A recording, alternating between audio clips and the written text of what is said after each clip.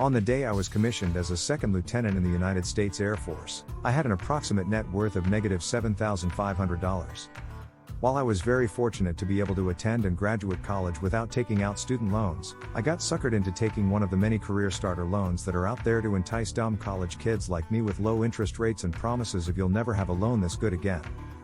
So, I used the money to buy a big, fancy new pickup truck. I had to show folks that I had arrived after all.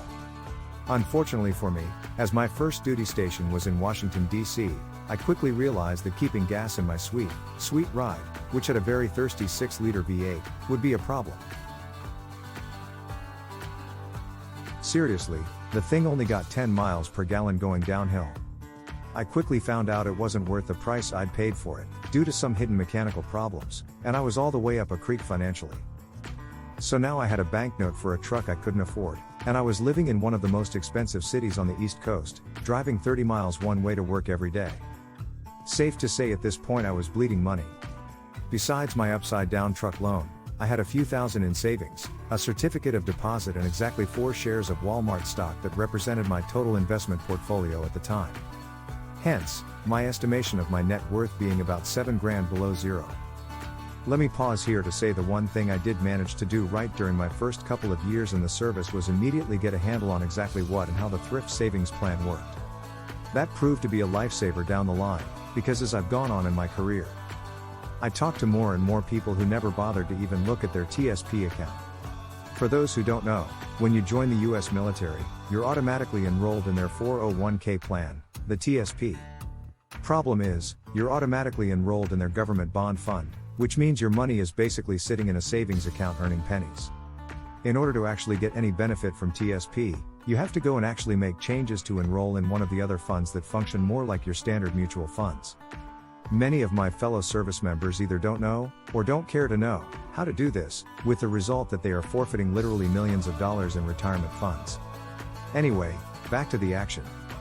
After about 3 years, I went on my first 6-month deployment. Threat of bodily harm and ever-present danger aside, that 6 months in the desert worked wonders for my finances. I was able to completely pay off that pesky career starter loan, and since I didn't have any expenses at all, other than the occasional Amazon purchase or 6-pack of Monster from the little snack shack on the fob, I was able to sock away almost $30,000.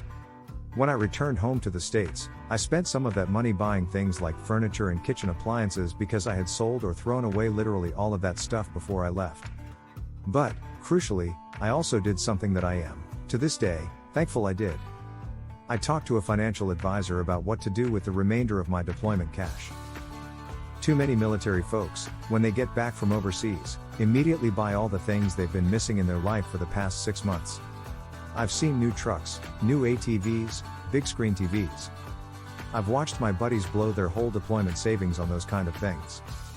To be fair, I did buy a new MacBook and a Taylor guitar, but I've seen guys come home and drop $35,000 without batting an eye at a car dealership on the way home from THE airport. Seriously, my conversation with the financial advisor is what really set me on the path to being the hobbyist investor that I've become. Understanding that, if I put my money into this stock, or fund, it actually makes me more money, was a mind-blowing realization, and it lit a fire under me to learn more. So I started learning, first via the internet and then through books, about the basics of investing, and the common mistakes people make when it comes to trying to get your money to work for you, rather than you working for your money. Here are just a few of the things I learned. I learned that a well-timed call or text to a financial advisor is a surefire way to prevent emotional investing. I must have called my guy 3 or 4 times in the first year, all excited about some new thing I'd learned about, or heard about on Google Finance, and wanted to get in on. He calmly talked me out of it each time and reminded me of my goals and what I was risking by gambling with my investments, which is exactly the same thing as gambling with chips, emotional decision making. I learned some of the basic terminologies of investing, and what the various general types of investment vehicles, stocks, bonds, mutual funds, real estate, etc., were good, and not so good, for. I learned that overdoing the diversification is a gains killer. I learned it's better to have $1,000 in one mutual fund than to have $10 worth of 100 different things. I learned the true power of compound interest. I'll never forget the very first year when the growth in value of my TSP, as a result of interest and capital gains reinvestment, was actually greater than the money I'd deposited throughout the year. Since that initial course correction that set me on the path to actually achieving some measure of financial security, some other things have happened along the way. I got married and started a family, and the blending of our two financial situations has resulted in some different scenarios than when I was a single guy. For example, we didn't sock away some $30,000 on my second deployment in 2016. We had expenses and, unlike the first time, when I put everything I owned into storage and had basically no bills for 9 months, this time, I still had a family to support back here at home. But we've still been able to consistently and steadily build our family's wealth, despite only earning an average of $67,920 annually for the past 12 years. And that's the really important part of this post. It's to say that, despite what a lot of people think, achieving financial freedom doesn't take a lot of expertise or intelligence. It takes persistence, consistency, and patience. The moral of this story is if I can do it, anybody can. The trick, if you could call it that, is to shift your focus from how much you make, to how much you keep. As anyone in the military will tell you, we aren't getting rich off our paychecks. But that doesn't mean we don't have the ability to make smart financial decisions that enable us to do more than just break even, paycheck to paycheck. I hate seeing men and women who've served their country end up broke and hopeless because no one ever showed them how to keep more of their paycheck.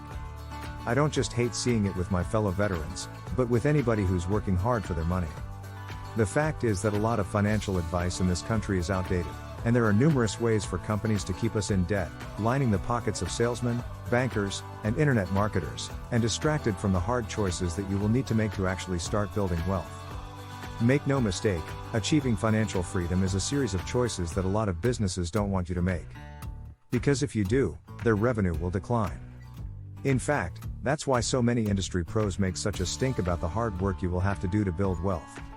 They paint dire pictures of scrimping and saving for decades, never eating a meal outside your home, or owning a car with less than 150,000 miles on it, so that finally, when you're in your 60s, you can see that beautiful second comma in your bank statement.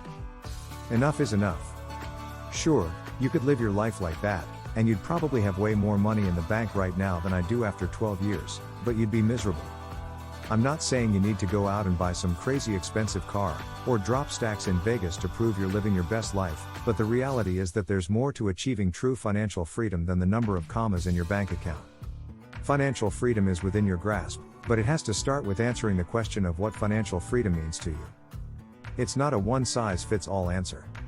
I know people who are perfectly happy to live in a small house with one car on $30,000 a year, and they are financially free.